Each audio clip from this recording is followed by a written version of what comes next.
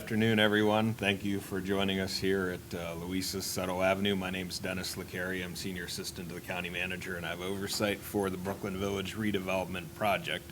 Joining me today will be Monty Ritchie, President of the Conformity Corporation, Greg Cola, Director of Investments from the Peoples Corporation, and Jeffrey Simon from Stantec, who are the partners that make up BK, which is the group that has been selected to partner with Mecklenburg County to redevelop the sites within Charlotte's second ward.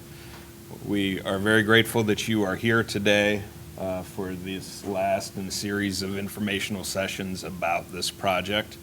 We've had a variety of meetings on a variety of topics over the last couple of months, and we are moving through collecting some final feedback and input from the community ahead of a town hall meeting tomorrow night, which you'll hear more about as we move through this presentation at 6 o'clock at the Charlotte-Mecklenburg Government Center in room 267. We hope you will join us there as well, where we will report out what we've heard from the community as we've moved through this process. Prior to that meeting starting at 5:30, we will be screening a documentary called A Colored School, which was an excerpt of that was shared at the kickoff town hall meeting, but it's a documentary that was done in conjunction with PBS, and the filmmaker and producers have graciously allowed us to screen the movie in whole. It's a history of Second Ward High School and the Brooklyn neighborhood.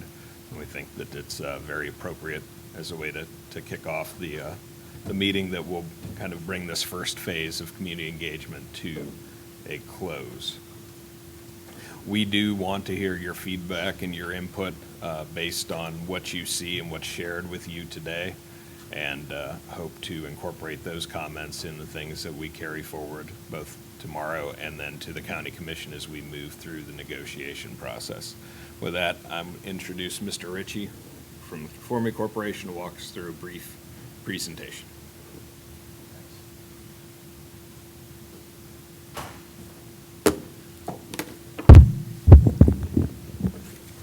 Good afternoon. My name is Monty Ritchie. I'm president of the Conformity Corporation, a local real estate development company. We've been in business since 1993, operating in Charlotte exclusively. We've done a number of preservation and infill projects near Charlotte's Uptown. We'll look at a few of those in a moment. My team, combined with two other folks, two other groups, were selected by Mecklenburg County in June to pursue the Brooklyn land, what we've come to describe as Brooklyn Village North and Brooklyn Village South. I want to hit on a couple highlights quickly that resulted in our being selected. We offered the highest price. We committed to a 35% minority participation target. We had the greatest number of affordable housing units, 107 units at 80% of AMI. And we also presented the largest park of the competing teams. After the selection process was a two-stage process, an RFQ and then an RFP. We moved through the RFQ phase alone, just as Conformity Corp. And after that list was shortened to the three groups who ultimately competed, we were introduced to the Peoples Corporation, who has since joined the team. I want to thank Gregory Cola for being here today, who's the head of investments for Peoples. Don Peoples will be with us tonight, the chairman and CEO, at the 6 o'clock session. And Stantec is also part of our team, a huge firm, 22,000 person firm, globally design and engineering firm. And I want to thank Jeffrey Simon for making the trip today from Boston to be with us. We have a number of local partners that you'll see down here on the bottom that I'm not going to run through in detail. You may recognize some of those folks. It's important to us and to the county that in addition to bringing local knowledge and national strength, that we do keep a significant amount of the work here locally as much to the greatest extent possible. Stantec has a Charlotte office in Airsley in South Charlotte, so they'll be managing this job from their Airsley shop. Peoples Corporation is a multi-billion-dollar corporation chaired by Don Peoples. They have projects up and down the eastern seaboard. They've done work in San Francisco, Las Vegas, Miami, New York, Washington, D.C., Philadelphia, Boston. And they are the managing member of the partnership. And we've enjoyed working with them and look forward to some fruitful outcomes as we move forward. A couple conformity projects here, some infill in historic in-town neighborhoods up top. There's a mixed-use product on the bottom left there along Charlotte's transit line in the Dilworth community. That's Southborough wrapped around the Lowe's Home Improvement Center. So I can get this laser right, yeah, that guy. And then this is a preservation project that we did back in 2005, I believe. This is just examples of the work, our work locally. A little more information on Stantec. We covered a good bit of this already. Large firm, local office. So when we first attacked the problem that is the Brooklyn land, there's a lot of history there, a lot of difficult history there. And some of my earliest meetings were aimed at getting across from the right folks who could help me get our ethic in line on this project. How do we address the history of this land, which, you know, for those of you who don't know the history here, over 1,000 households, 13 churches, one of the most completely realized African-American communities in the entire country, and certainly the most organized in North Carolina, completely erased from the map with the exception of 4 buildings. So, that's not a minor thing as it relates to, putting one foot in front of the other to figure out where to go next. So we've talked about that a lot, and we can talk about it more whenever we get into Q&A. I won't do that now. But it resulted in us getting to a place that is focused on honoring the essence and spirit of Brooklyn, and we are working on that in a number of different ways that we'll talk about a little bit when we look at the plan. Just a little more history here on Brooklyn. Just a little timeline slide up here, and we want to not only pay homage to what's happening or has happened in Brooklyn, but we have to connect that to Charlotte's Center City in a way that reflects the realities of our central business district, which is one of the most vital in the entire country. Quickly here, a large number of uses, pretty much all the major uses are represented in our development program for a total of 2,300,000 square feet that we project under our current plan building. Might be more, might be less, but this is what we submitted and what we're in negotiations with the county on right now. A little bit of information on our design vision. This is a view up a newly created 2nd Street looking towards uptown Charlotte. So Brooklyn's day one 2nd Street was removed by way of urban renewal. And for those of you who are familiar with this site, if you were standing on McDowell and looking at the pond that's in Marshall Park, 2nd Street would have hugged the pond on the left-hand side, splitting First Baptist Church almost directly in half, the First Baptist Church on Davidson. So we're looking past some retail here and some housing. There's a condo building in the distance that's about 12 floors, and then way out there in the distance is an office building that sits on the far side of the park. On the left side is an Even Hotel. And this image is also 2nd, but now we have our back towards uptown, and we're looking out towards McDowell. We have a restaurant on the right. The condo building takes up the bulk of the slide there in the middle, and the park is on the left in the foreground. This aerial is giving us an overview of what we have planned on Stonewall, and we are looking towards Pearl Street Park or Metropolitan Midtown in this slide. In the foreground here, we have another hotel brand. This happens to be a Staybridge, an urban model. They have an urban prototype that they've been rolling out in different markets, and this is a market where they are interested in establishing their urban model. Some housing beyond that. On the bottom floor, you have retail, and then in the distance, there is a 680,000 square foot office building over 21 floors, something like that. and some large format retail on the bottom floor. Here we're looking the other direction towards uptown. The office building is on the left, and then you have the housing in the mid-ground, and then the hotel, and then other developers' projects going up the road. Prophet Dixon's apartment deal, David Raven Northwood, the gray building that proceeds up and out of the slide, that guy right there. And then beyond that is the Crescent Project, and beyond that is Lincoln Harris. So all of Stonewall on the south side, from the football stadium all the way to Metropolitan Midtown, down to where the old Realtors building is off of Greenwood Cliff, is under redevelopment. Almost, if I recall correctly, about $3.5 billion worth of development. Charlotte Center City Partners has put together a consortium of developers and planner types and government officials to help work on turning this into something, Stonewall into something that's more reflective of all of the activity that's going to be occurring there as a result of this development.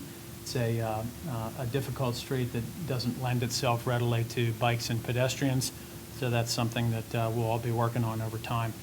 This is a quick plan view of Brooklyn Village South, just looking down onto the hotel here and related parking, some housing and retail, some more parking. This is the footprint for the office tower, and there's some large format retail opportunities beneath that. On the northern parcel, we have a wide variety of uses: hotel, office, retail, scattered about the site. I'm not going to go block by block on that, but here's the newly created park along 3rd Street. And then in both this slide and this slide, you can see this pink dashed line here. That's a planning tool called Myers Passage that we have created as part of our submittal that helps organize Brooklyn Village North and Brooklyn Village South. Obviously, the two sites are disconnected. In between them in this area is the Aquatic Center and the old Second Ward High School site. Siri just talking to me. I didn't even say anything to her. That's a little spiky. You have the Aquatic Center and the old Second Ward High School site. Neither of those sites were offered as part of the RFP, and for that reason, we didn't program anything on them. But what we did present was the idea of getting through them by way of a bicycle and pedestrian connector called Myers Passage. Myers Passage sits on the old Myers Street right-of-way. So this is a 1929 Sanborn map. The top block of yellow is an approximation of Brooklyn Village North today, and the lower is Brooklyn Village South. And then you can see that our Myers Passage runs right along the old Myers Street road lie.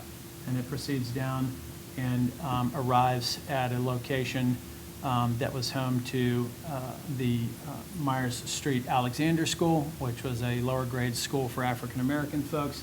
And it also ran right by the gymnasium of the Second Ward High School, which is the oldest African American high school in Charlotte, Mecklenburg, and was destroyed as part of urban renewal. So that just gives you a feel for how this stuff fits in when you're looking at the old context. And this, as part of our submittal, we did a bunch of work on the Sanborn maps, and it's interesting to just take that apart, and everything that you see there. Pretty much everything on this entire screen until you get up to about here was removed as part of urban renewal, and then some. So here again is Myers Passage, making the connection from Brooklyn Village North to Brooklyn Village South. It proceeds through there's actually a breezeway through the Civil Courts building that is aligned perfectly with Myers Street. Why that is, I don't know. Maybe a gesture by the architect, not really sure. But we were glad to see it. And then you can make your way on up through the Government Center, and Myers Street picks up again in First Ward. We moved past several forms of transit on the way up there. The bike and pedestrian planner folks are looking at how this all might work as part of some planning that they're doing for bike routes and pedestrian connectivity to the Greenway and other parts of Midtown. Another image of Myers Passage. Again, here we're looking towards Metropolitan Midtown. One of the most difficult sets of circumstances that we have is the 277 underpass on McDowell and the 277 underpass on Stonewall. So, how do we go about pulling people through one direction or another? We want to get people down to the Greenway where we can from uptown and get folks up into the Second Ward and uptown from the far side. And we've tried to do that by getting some critical mass on the far side of 277 that helps pull people through those conditions that are a little less palatable. It's not often a pleasant experience to walk underneath the freeway, so you have to incentivize folks to move through spaces like that, and there's a variety of planning gestures that you can use that help with that, and certainly architectural massing is one of those. This is a view of the park, which is surrounded on three sides by retail. There's a cultural holdout down here, 2,700 feet, that we're in discussion with the Gant Center, the Second Ward High School National Alumni Foundation, and others on how best to use the space that we've reserved in this office building for a cultural center. And through here you can think shops and food all the way around the park. So again, a view of the park. This is something that we've been thinking about more recently. Actually wasn't part of our initial submittal, but our recent epiphany of sorts. This Second Street really lends itself neatly to being closed off from time to time for programming. There are certain downtowns that I imagine one or all of you have been to, where they will from time to time shut down a public street and turn that into a pedestrian mall for festivities or family programming, that type of thing, pop-up shops for retail.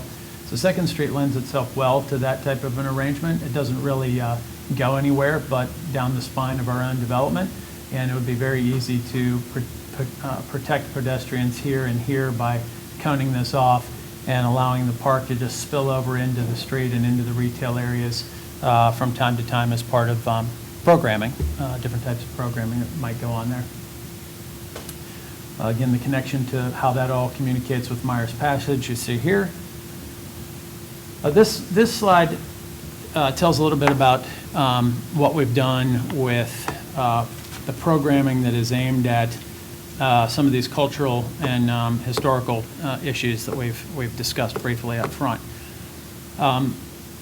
One thing that we've not heard from folks who were affected by urban renewal is that they would like to see us come in and reconstruct Brooklyn. We've never heard that or anything even remotely like that one time.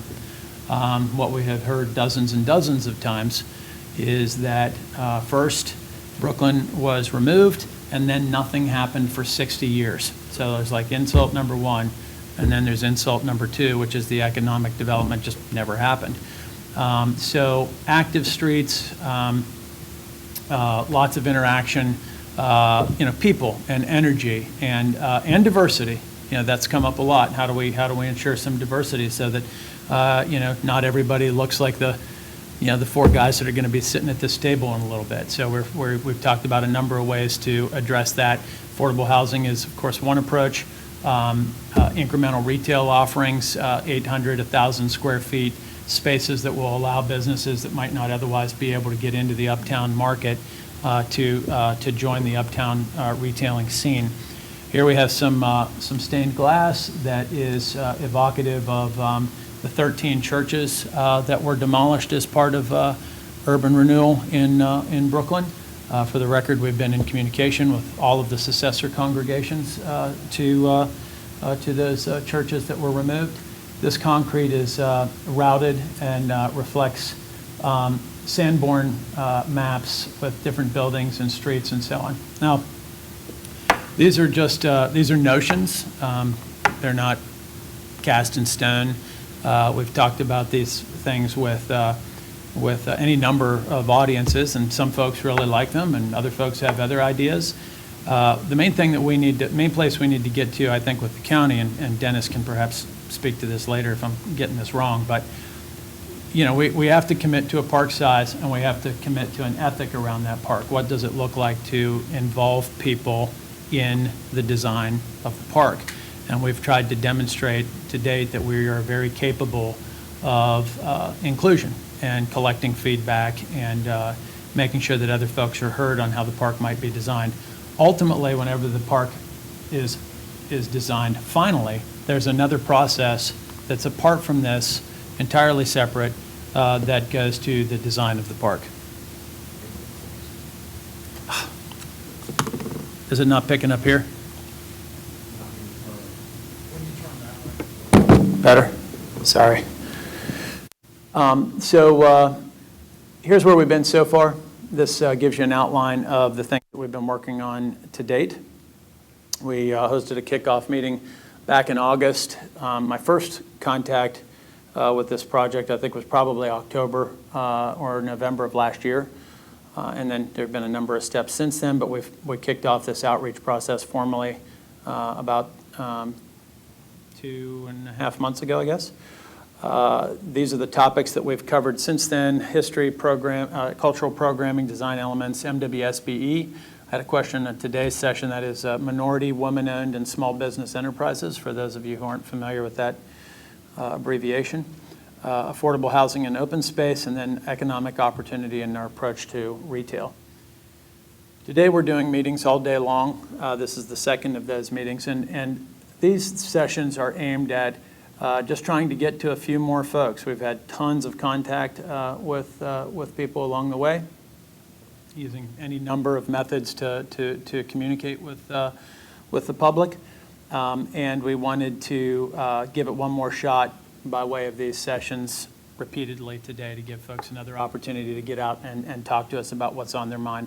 And then tomorrow night we have a town hall meeting, which I invite you to, where we will report out what it is that we've been hearing. So it'll be a summary of all of the feedback that we have been getting from the community tomorrow evening, so please join us for that if you can.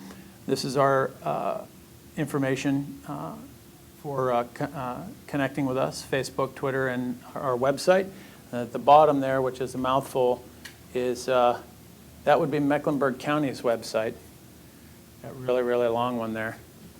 And that is it for the slideshow. We're going to take questions for as long as y'all have questions, and I have an esteemed panel that'll be joining me. Greg Cola from Peebles, Jeffrey Simon from Stantec, and where we need Mecklenburg County to jump in, Dennis Lacaria is the special assistant to the county manager, and for him, this project is his baby. We'll take questions.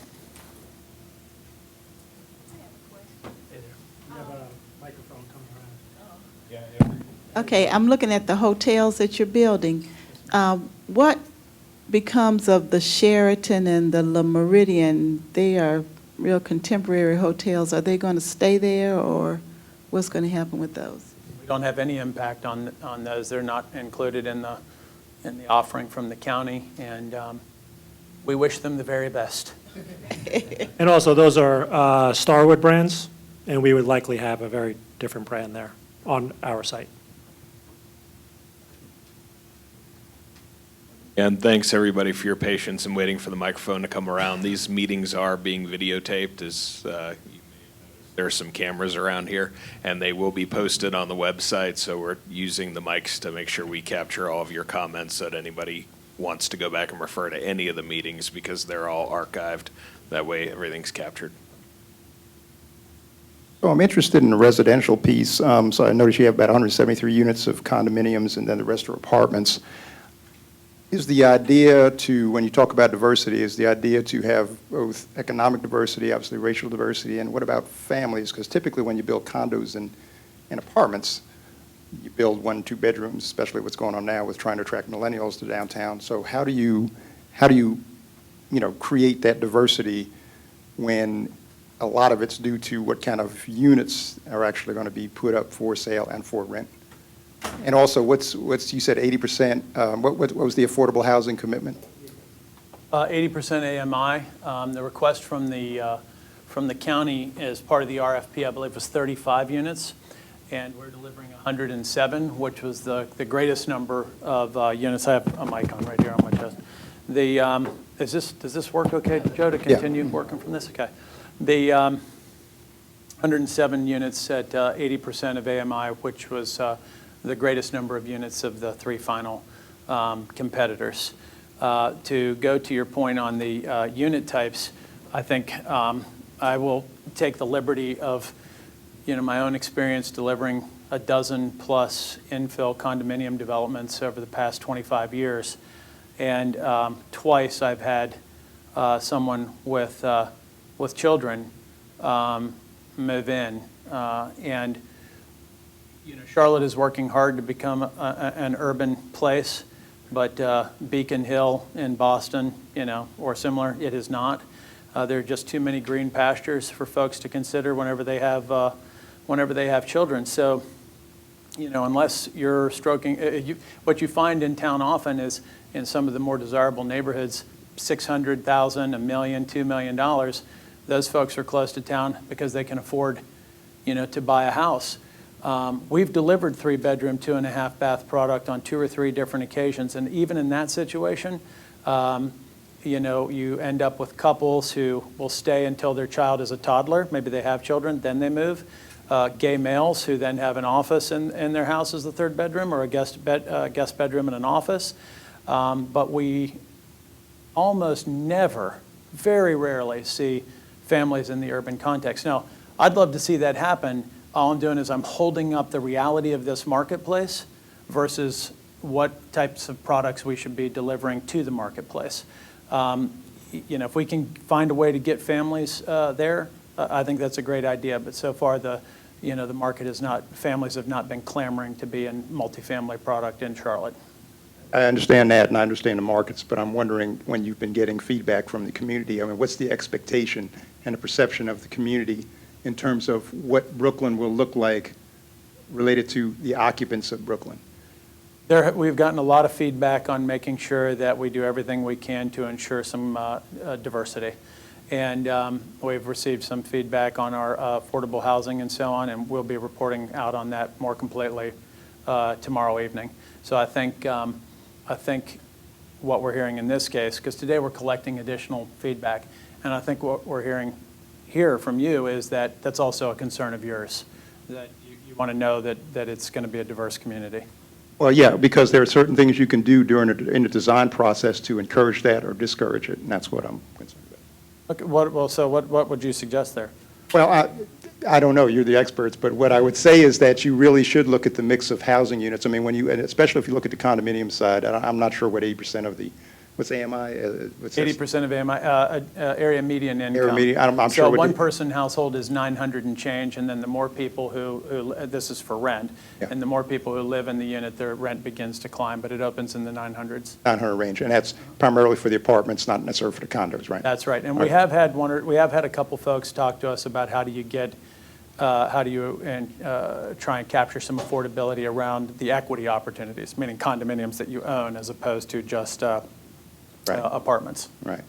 But my concern is that, expectations versus reality. And I'm very familiar with market and, what developers and the actual owners of these apartments will want versus what we would like to have. But is there any idea, is there any thought about how you can use the architectural process, design process to encourage that?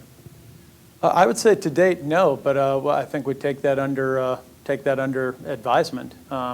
That's a little more granular than where I think we've ended up so far, bearing in mind that there's 2,300,000 square feet on those site plans, and we created that in about 55 days.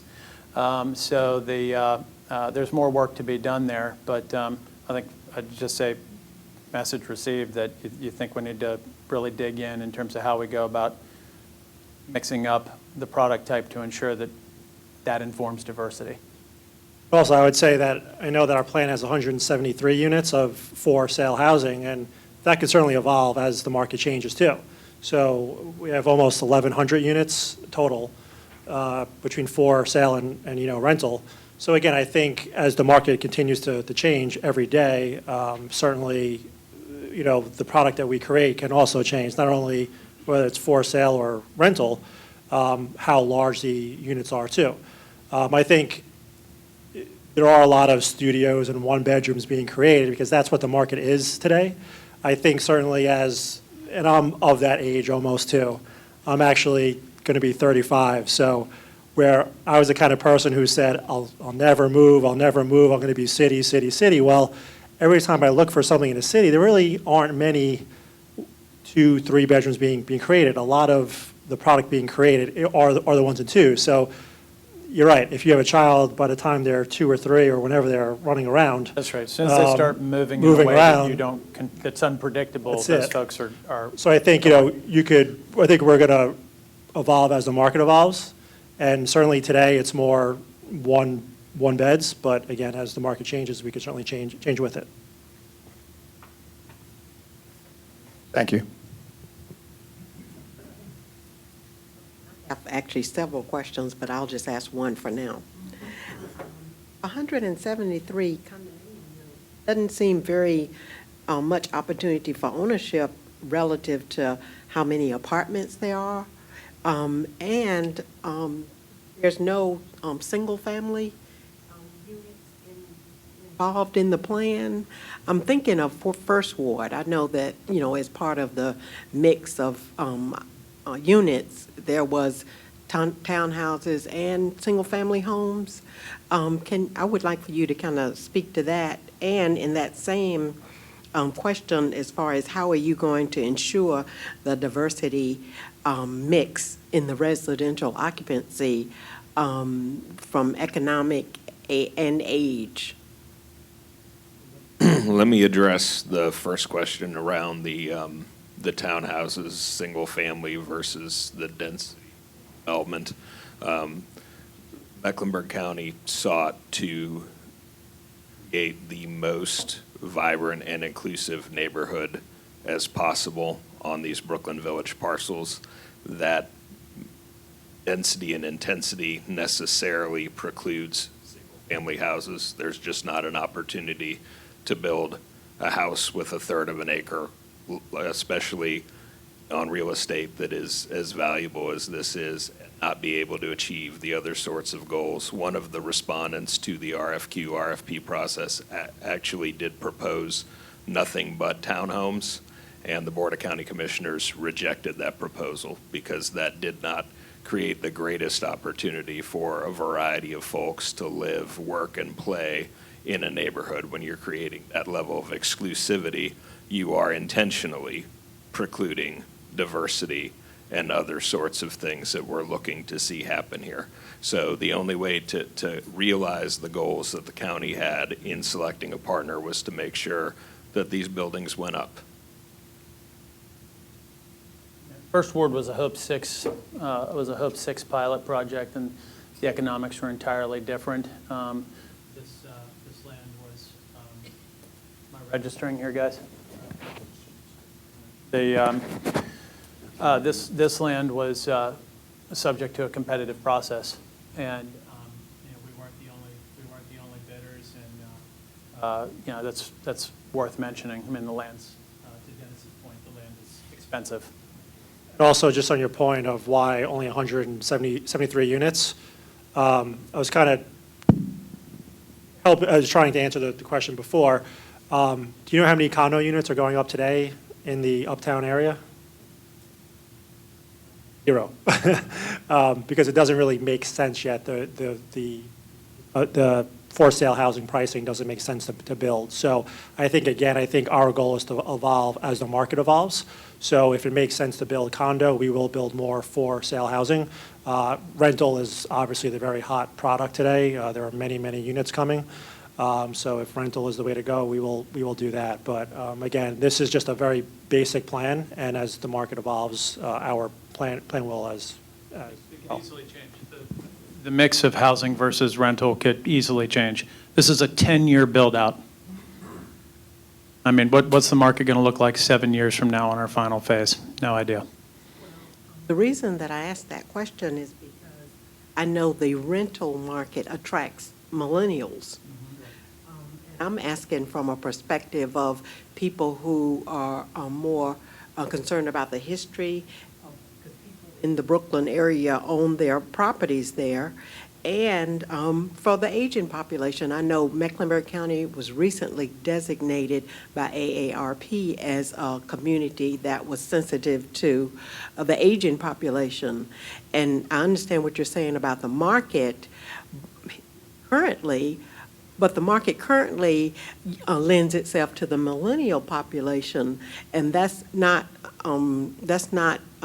inclusive of the diversity that you're speaking of as far as the age. Well, actually, I think what, and AARP is a good source for this, a lot of the same characteristics that quote-unquote millennials are searching for, and I hate generalizations for a whole lot of reasons, are the same sort of things that the active adult, quote-unquote, market is looking for. They want to be able to have quick and easy access to the things that they touch the most. And so having a real mixed use development here with the grocery store and the sundry shop and your favorite restaurant and the park and all of those things in walking distance, I think those things are desirable to anybody, any age group.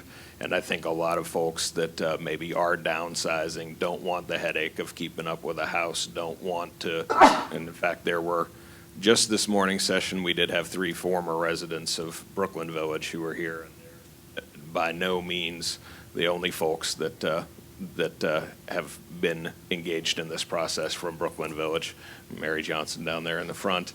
So we have a lot of folks that have lived in that community who have been able to speak to us about what was there and what they'd like to see there.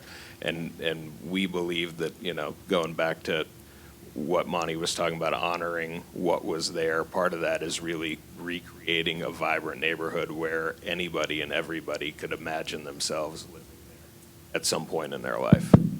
Yeah, I'm going to coattail on that quickly because I used our past experience to talk about families. Conversely, so we've never sold a for sale piece of housing, a condo for sale as opposed to for rent for more than $405,000, which if you hold that up against the marketplace today, it's not a terribly lofty top end, and we've sold a lot of products below $250,000. 1 in 8 of our buyers are empty nesters, healthy empty nesters. So the folks who, setting aside say cultural diversity and just going to the age piece, 1 in 8, 12.5% of our buyers are empty nesters. So we do see older folks buying urban condominiums, even though they are, and they'll typically end up in a 2-bedroom as opposed to a 1-bedroom because they want somewhere for their grandkids to stay, or et cetera. But we do achieve some age diversity so long as the price points are not exorbitant. And to Dennis's point, it's proximity to culture like museums, proximity to food, proximity to education opportunities in retirement, and proximity to young people, which the urban context provides. We've had a lot of success with older folks in some of our other urban infill developments. So I don't know if that goes to the age piece more directly. You're giving me a consternated look as though that makes absolutely no sense. Am I on task? But this is something that we have heard throughout the process, that housing for everybody, whether it's rental or for sale housing. And we've heard that Brooklyn was a place where people lived, and people walked across the street and knocked on someone's door. And I think those are some of the things that we're taking a second look at now and seeing if we could incorporate some of those things, whether it's senior housing or housing for seniors, more 2-bedroom apartments, more 3-bedroom, more for sale housing. These are all things, I think, we said before, these plans came together very, very quick. And we need to step back and take a much longer look at what it is that we're doing in the phases. Question over here. Thank you. We're from First Baptist Church, and as you can imagine, as we look at this plan and see the density that's at our back door, literally within about 30 yards of our back door, it becomes of interest to us. So we'd very much like to be a part of any further discussions, or certainly your concepts of what you're looking at back this way. Now, in looking at the layout here, there's a couple of interesting things that are different. I was working with Spectrum Property when they had the potential of building Brooklyn Village in the back. And one of the things that we noticed, I just noticed, was a cross street that comes now at the end of Second Street, and right behind our particular property there. Is that a through street? Is that obviously you got to be able to get out one side or the other, but is that a thoroughfare? There's parking in the sketch that you had up here along there as well. What is that street? Is it just simply a backdoor access to the property, or what is that? That street only runs from 3rd to Martin Luther King. Right. So just by virtue of how it's organized, it's a low-traffic street. But it is a through street. I mean, Yeah. it will carry cars. Right. It's capable of carrying, trucks. Right. If we ended up organizing retail in a way that needed deliveries, maybe deliveries would go down there. We don't know that to be the case for sure, but it is a through street, and it's likely a 50-foot section. I don't know if that makes any sense to you, but It a pretty does. diminutive street, one of the Yeah. smaller street cross-sections, what would be called a local arterial in the street design guidelines. Okay, so there may not be a lot of parking along that street then.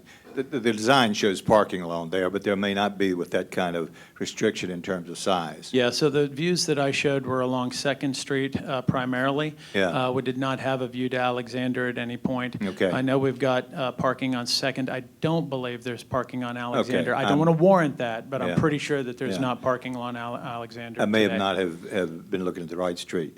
Is there going to be underground parking inside of Brooklyn Village? There will be significant amounts of underground parking. Okay. Almost 2,500 spaces of structured. Okay?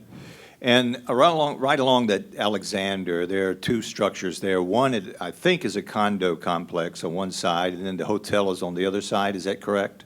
Of Second. There's a on Second, Yeah. On Second, there's a number of Right. different buildings. But I'm thinking of it just right along Alexander. Along there. Alexander, there's a multifamily housing component that today is rental and an office building that flanks the park on the other side. Okay, that's an office building, and I was it is. thinking that was a hotel. Yeah, it's an office building. Okay, all right, good. Well, again, we'd like to, as this is coming along, of course, we've got right at our very back door the potential of a tremendous amount of, and we welcome that, certainly. A lot of activity going on back there, and so we'd like to be able to kind of stay abreast of what's going on there. So when we move into our planning there, that property will be rezoned. Yes. And you will, of course, receive notices as a part of that in the design process, certainly the entitlements process, not the entire design process, Right. but the entitlements process will give you a unique opportunity to be involved in this conversation apart from this. So, Good. and that's probably a year to 16 months out, something Yeah. like that. And the 10-year build-out you're talking about, is that the first phase going to be the north or the south?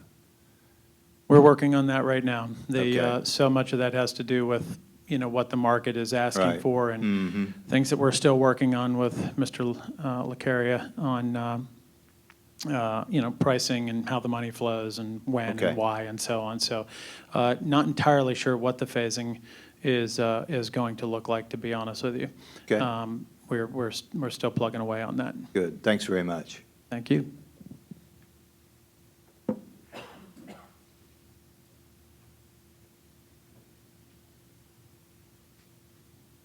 Give residential a rest now.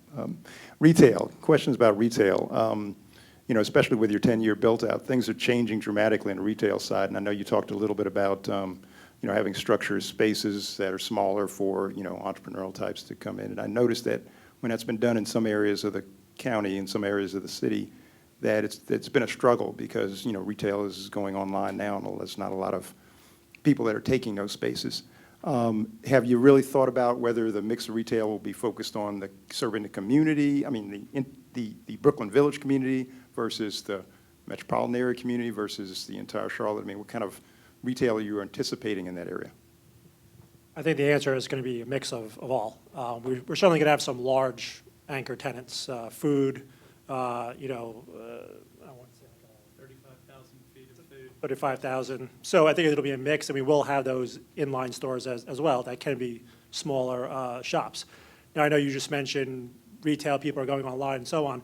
I don't think that really affects the smaller, inline stores. If someone it's a place to eat, doesn't really hurt them, right? So I think, again, it's going to be a mix of inline, certainly anchor tenants, and our goal is to serve people who are living in that immediate area and also bigger. Not necessarily like clothing shops or things like that, because those are tough. I think, Businesses for small I entrepreneurs. think we have to see. We have to see who kind of comes to the market. Certainly, we will have a plan. Typically, we would hire a broker. The broker would kind of direct us on, okay, this is where, we see the plan going, this is where we see the market. They would certainly help us develop, what it is that we should be doing, the plan, and certainly the types of tenants that we could bring in. Yeah, and I would recommend, making those spaces as flexible as possible, because with the market in 10 years is going to change. You might find you got, 15 or 20 small spots, which can't be sold at anything but small spots, and then the market doesn't want it, and then what do you do with it? I think, whether that's the retail or office, you're right, the market is constantly changing. The demising walls will behave like that. And today we show over 250,000 feet of retail. It's aggressive. The market will tell us whether or not that's accurate thinking. Yeah, and the way we have it on Brooklyn Village South is more the bigger box stuff. It's not up, but where the office building is. I think we see that more as bigger box. I mean, Stonewall is very, very busy. And I think Brooklyn Village North will be more the walkable.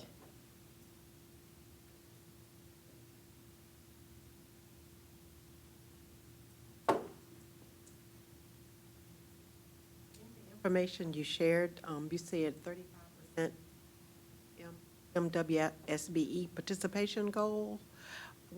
Is that for the development or the overall project? Because the Brooklyn Village name is great and all, but based on the information you're sharing, it doesn't seem very different than the other development that's already uptown. I mean, it just it's nothing to really make me think about the history of Brooklyn other than the name.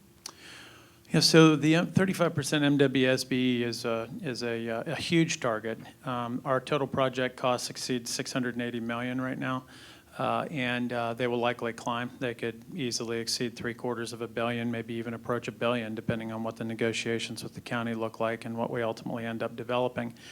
In a market like Charlotte, we were just talking about this earlier with a gentleman who participated. We have this really interesting challenge that is there's this inverse relationship between our desire to get to almost $270 million worth of contracting with minority, women-owned, and small businesses, 35% of $680 million. But we're working in a market where the upward mobility is 50th out of 50. And we're already deep in this exercise. We've held sessions that are dedicated to minority participation. I personally have gone out and presented over and over again at other sessions that are outside of this process. And we're today trying to find legal talent, architects, engineers, and so on. A big part of what we are doing is working on economic justice as opposed to just, say, cultural deference or historical deference. We're going to be doing everything that we can to pay homage to Brooklyn. You saw some of that in the park. We have this cultural space that we're working on. We're in regular communication with the folks who were impacted by the removal of Brooklyn. But economic parity is perhaps where the real opportunities live, and we're hearing that more and more from the county, that given some of the challenges that Charlotte has been faced with more recently, and where some of these things became more visible, but have perhaps been with us for decades, have certainly been with us for decades, we solve those more completely by getting money out the door to an impacted community. And a 35% goal is an enormous goal, very, very difficult to achieve, and one that we're already working away on quite diligently. We'll have consultants who help us with that, several, and the hinge point for this is the inclusion office at Mecklenburg County. So that will be with us throughout the life of the project until we deliver the last set of keys, we will be working on getting to 35% participation. And to answer your question, it's participation at every level. So from ownership to architectural and design to construction to when the building's finished. So we're looking to really fill every single bucket. Thank you for that. But the reason that I asked the question is looking at you all, the perspective from the decision makers is very myopic because you're all white men. So I hear what you're saying as far as asking questions, but when you make decisions, your perspective is going to be the same because of your worldview. So my owner is black, and he's been in business for 35 years. I work for him, Don Peebles. Don Peebles is the majority partner here, so it's ultimately him. So we are represented from the ownership level. And I think if you look at Don Peebles and his track record of the 30-plus years, he has a track record of minority participation at every level. If you talk to Don Peebles got his start with an opportunity just like this. He won a site from the government. He needed help building the building. He joint ventured with another firm. Then he did another one, and so on. So Don Peebles understands that he got his start through a public-private deal just like this, and he's turning around and giving other people that chance as well. So that's why hitting that 35% goal, which he's hit similar goals on other projects, is very, very near and dear to his heart. And he actually will be here tonight. He'll be here at the 6 session, and will also be here tomorrow night as well. So I don't want you to sit here like it's just the four of us, because it is certainly not. No, and clearly I am the staff work on this, but I work for 9 folks who have very diverse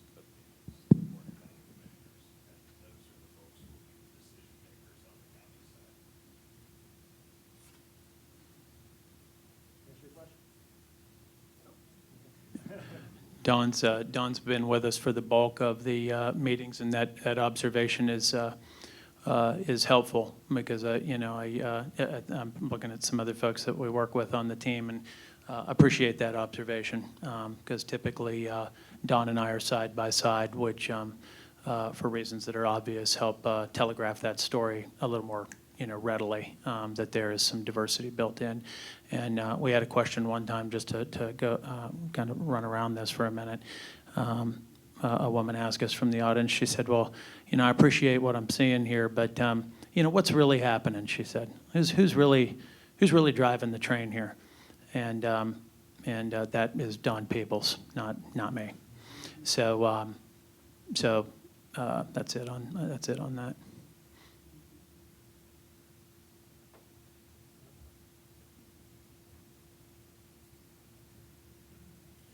Well, I guess to piggyback on her, because I kind of think I understand what you're saying, because, following Don Peebles' project, he is African-American, and definitely kudos to him, but majority of his projects was in New York, was in D.C.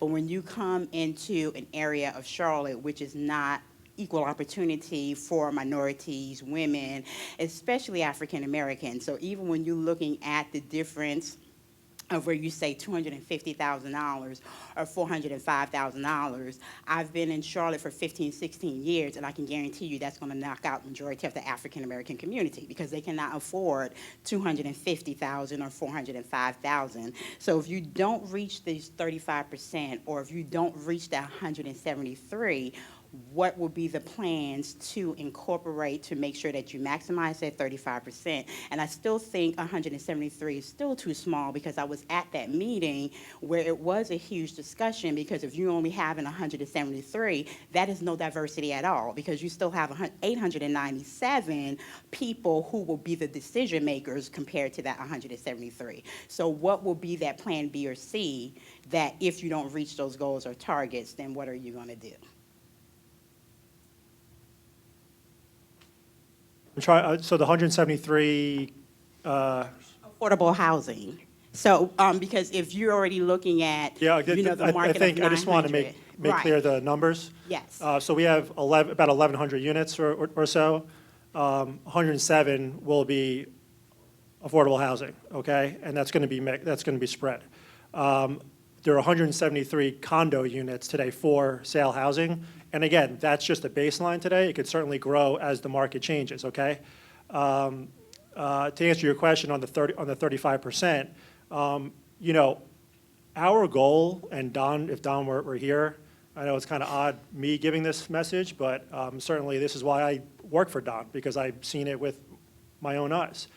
Our goal is to get you in that market rate housing by providing jobs at each phase of our deal. So the county is going to hold us accountable to hit that 35%. It'll be clear as day in paper, and if we don't hit that goal, I'm sure it's going to be a problem. It could even be a fee. So, you know, we need to work through those things, but we have a track record of hitting goals just like this. And just on one thing, you said that, well, Charlotte, you know, we do business in Boston and New York and Philadelphia and so on. This is a challenge everywhere. New York City, and I'm from there, as large as it is, the contracting opportunities for minority and women, it's still very, very hard. I think there's a number where out of the public sector contracting, you know, things that go out, only they're given maybe 2 to 3% to minority and women-owned businesses. And that's New York City, okay? Now, we're working in other markets where it's much better. And Charlotte, I think this is the start. I mean, I travel a tremendous amount across the, you know, states. And the conversation is becoming louder. And I think this is the new wave of the future. And certainly, we've been doing this in our company for a long, long time. This is nothing new to us. So we continue to do it in other cities. So in our opinion, there's no reason why we cannot do it here in Charlotte. And the county, through our deal with them, we're going to be held to it. Right. Well, I think the definition of minority has changed over the years, you know, because minority back in the day was totally African American. Sure. So when you group in minority, you're grouping women, you're grouping, you know, the Jewish, you're grouping, you know, all of these numbers of people. But when you look at the history of Brooklyn Village, which is African American, then what percentage, you know, of that African American population that you're going to try to hit and target? So when I'm thinking minority, I'm thinking every group of what is considered minority. So like pretty much what you were saying, when you looking at the history, that minority piece, I'm referring to African American, you know, so therefore, of course, you know, when you expand out to women, you know, Chinese can open up a Chinese shop or whatever, but what percentage of that 35% will be focused on African American? As much as possible. And, you know, I don't have the answer to that yet, but we need qualified people also to go into business and take one of those stores. We need qualified people to help us do the work. We need qualified people to help us clean the stores and so on. So there are so many opportunities on this project, 200 million plus, but we do need qualified people, minority, women, small business, whatever you want to call it, to be engaged on this project. So I'm relying on people like you to say, hey, Greg, I know a group that does this, and they could be involved in your project. Now, we're currently gathering a list, and we're not ready to move forward on this yet. It's going to be a couple of years. But we're currently gathering a list of people, of groups that could help us on, you know, on our site. But the goal is 35%, and the goal is to have it spread through, you know, everybody. So I don't have an answer to you, but I'm relying on people like you to help me find those people. I'm sorry, one more question, whoever have, because I think at the last group when you did the MSWBE, it was, I remember a construction worker who was there, you know, who wanted to put in a bid, who put in a bid for a previous project, but it was so many red tape. So I would hope that at the last, I think it was the last one where we were talking about the retails, that you would probably have some type of meeting, or even, hey, I know some of the commissioners, so hey, how can they break through those red tapes? Because I think the guy mentioned that when he did bid on the project, he didn't realize that he needed $1 million liability, and it was so many things. So it's not like that you don't have the talent. It's just that so many red tape for us to be able to break through the doors, to be able to participate. Sure, and it could be that, it could be the money, it could be the financing, there's many different things, and those are all things that, you know, we need to be creative and work through. Let's let's not forget this project needs to be financed by some bank. Hopefully, it's a bank in Charlotte, right? One of the things that we could do is require the bank to open up their doors to small businesses and say, they're looking for a loan to start a business. They have a great idea, they have the backing and so on. Give them the opportunity to get financing. So somebody's going to fund this project for us. But in order to do that, maybe they need to fund some of you all too, right? One other quick piece on that is that there were 3 finalists in the RFP process. Only one articulated a goal for MSWBE participation. Or 2 were completely silent on that. That is something that is very close to us. I mean, I want to make that very, very clear. We have performed on that, and there's no reason why that we shouldn't do it here. Is it going to be, I'm not going to tell you it's going to be easy, because it's not. It's not. We've already started the process, and it's been very, very hard. So I'm not going to say, oh, this is going to be easy, or we're just throwing the number out there. Every day, every bucket of services that we're looking to fill is going to be hard, okay? And, but look, this is our goal, this is our target, and we're going to commit to it.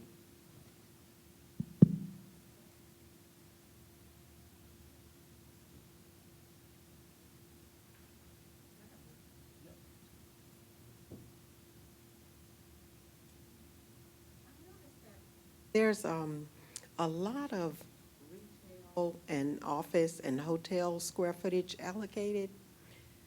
Is that the intent of the project? I know you say it's for a mix, but, and your goal is 35% minority participation. It's just, I'm trying to understand what about this project is connected to the history of Brooklyn. That's kind of a continuation of my previous question. And maybe you've already answered it, and maybe I need to just let it marinate, but it just seems like it's the same as we have uptown, with the exception of the stained glass and some of the names that you use.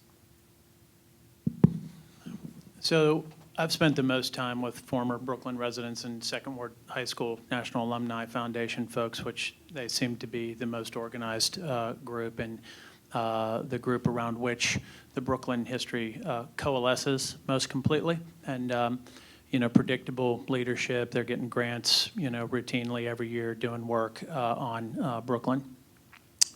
And, what I've learned, I think, from communicating with that group is that they are not looking to see Brooklyn duplicated.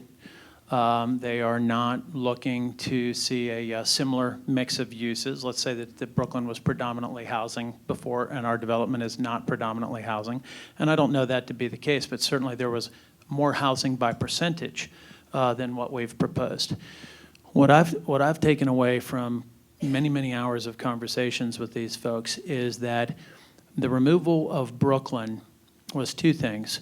It was the removal of a bunch of buildings, and that is offensive at one level, but more importantly, it was the destruction of a group of people and their way of life.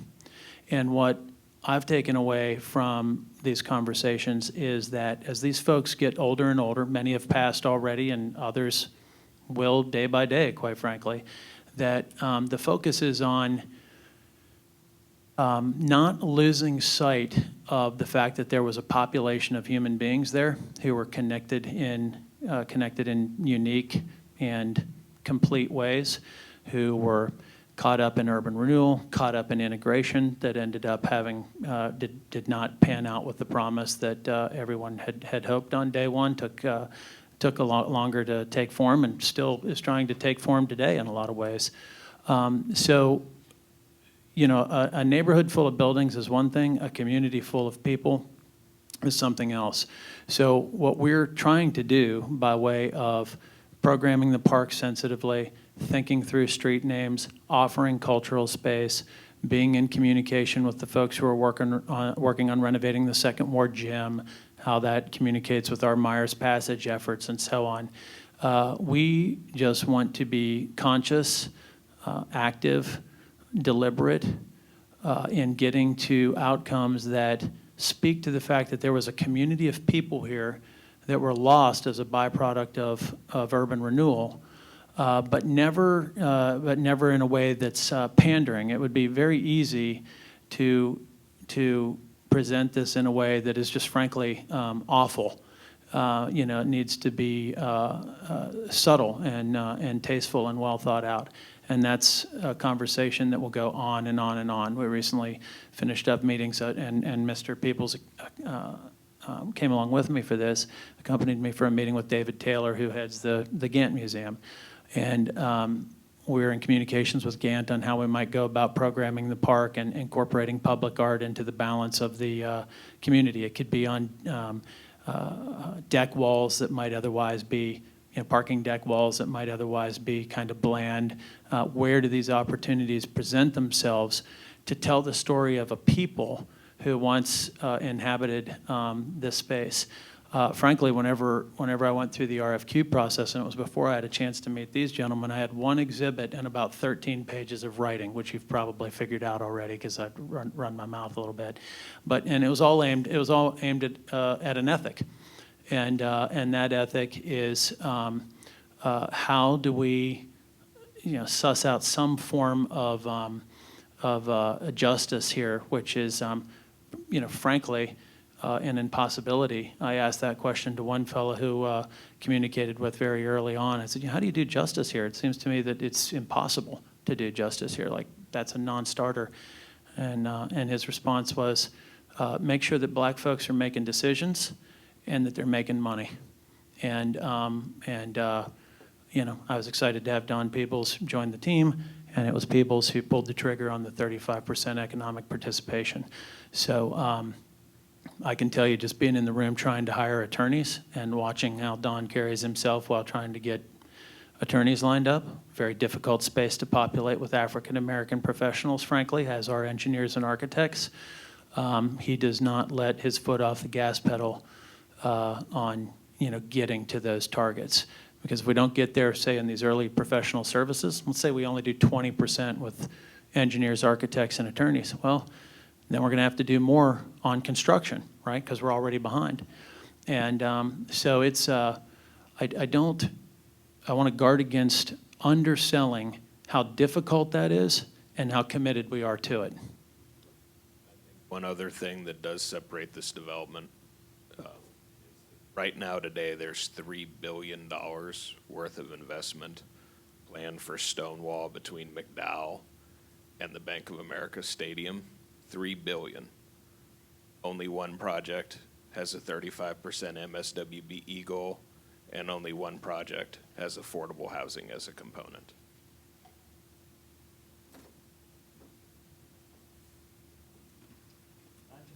That's ours.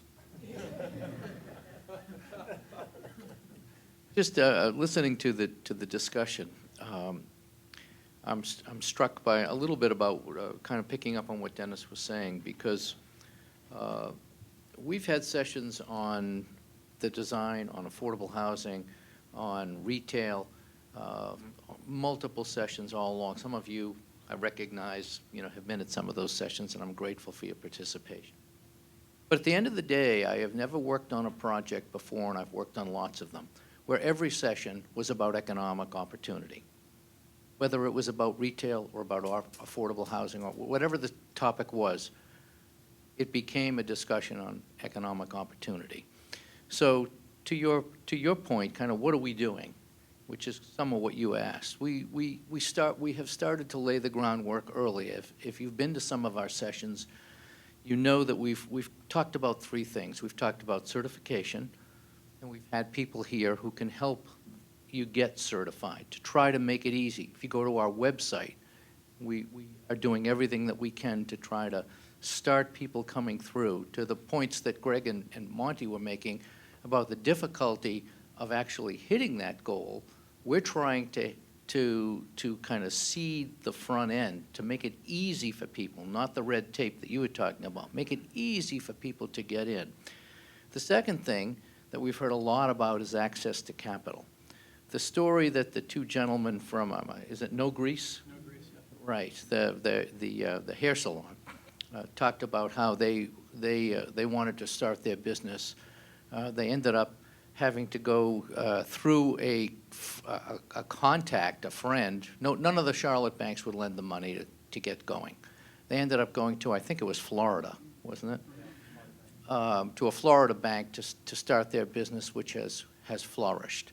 We've had a couple people from a couple different banks here, hearing those stories, and Don Peebles has been absolutely direct about the fact that we're going to be talking to the local banking community about the importance of getting that tap flowing, because access to capital is what funds good ideas.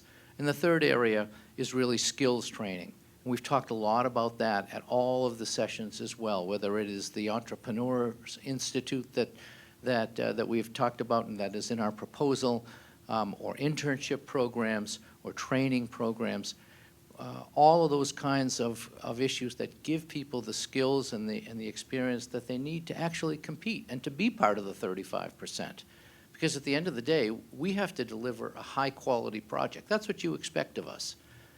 And we can only do that if the people who are working on it have those skills and those experiences. But we're not just sitting here saying, the door is open, we hope you come.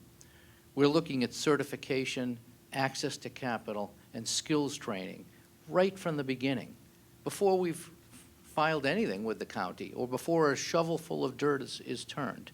And I think it's important to put the project in that context, because as Dennis talked about, to my knowledge, there's no other project in Charlotte that is going to this length to try to make sure that economic opportunity becomes a reality. And I think that context is one that we can lose sometimes as we talk about each one of the little.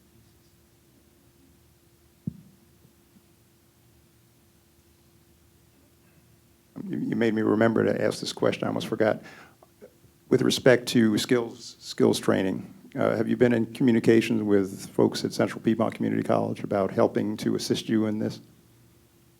I don't think we have yet. I can help you with that. That would be great. I'm a retiree, just recent retiree of Central That would Piedmont. be really great. Okay. I will get you a card because I'm most available to be in the room. We have heard from a couple nonprofits who drive internships, classic sort of journeyman type approaches to trade labor, from 2 or 3 different nonprofits who are involved in that approach. But certainly a partnership with CP makes sense for any number of reasons that I'm sure are obvious to you. Proximity, of course, is one of them. So that would be great. Yeah, I used to be over the basically program areas in construction, applied technology. So Perfect. We know a lot about the difficulty in trying to make sure that people are skilled up for these opportunities, and I think it's important to talk now because we can help assist you all in that. Outstanding. Thank you.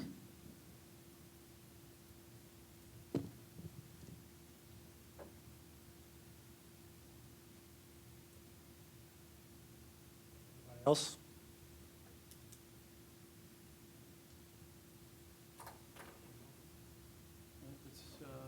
So we're doing this again this afternoon and this evening. We have a town hall session tomorrow night.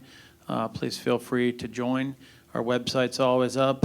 There's a number of ways that you can get to us through the website. There's actually an MWSBE portal there where you can drop information, and there's also a couple ways to get to us with Brooklyn Stories or just outreach. Yellow Duck is our PR partner, and if there's a need to get with one of the principals, we can certainly set that up. As an example of just how granular we've gone with this, and we'll wrap here. At one point, I alluded to the notion of somebody said, well, can we get across from you guys and, talk about how our business is doing? And I said, heck, I'll sit down with you and have coffee.